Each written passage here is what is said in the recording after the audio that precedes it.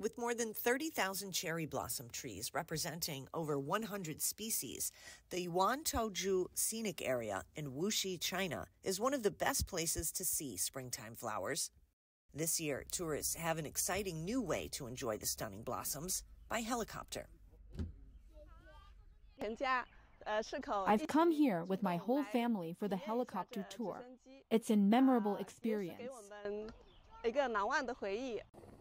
The helicopter sightseeing service was only recently launched, but has already proven to be popular, with up to 130 passengers flying per day.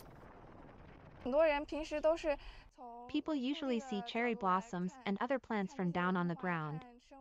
This new air route provides a different perspective and experience. The best season to view cherry blossoms in the region is between mid-March and mid-April.